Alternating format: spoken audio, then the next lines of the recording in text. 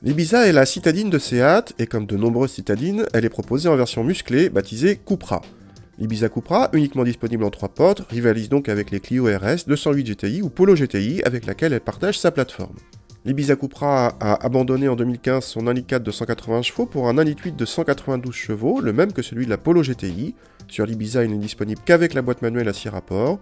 La Cupra se reconnaît des autres Ibiza par ses boucliers spécifiques, mais aussi par sa sortie d'échappement centrale trapézoïdale originale et ses étriers de frein rouge.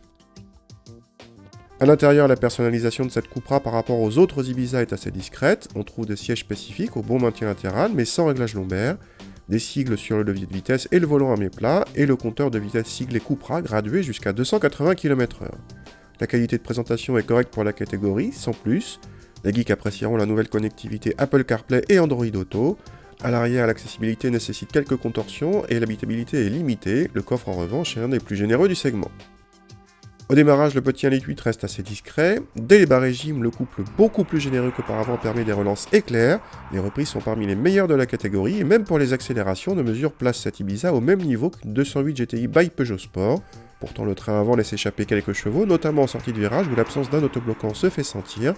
Et si le train avant est parfois dépassé, le train arrière, lui, ne bouge guère. Du coup, cette Ibiza Cupra n'est ni très efficace ni très amusante. Dommage. Si la partie châssis n'est pas au top, cette Ibiza a un autre atout maître dans sa manche, son prix. Seat l'affiche en effet à un peu moins de 23 000 €, soit presque 2 000 € de moins que la Fiesta ST tout en étant plus performante. Les Clio et 208, elles, sont encore plus chères.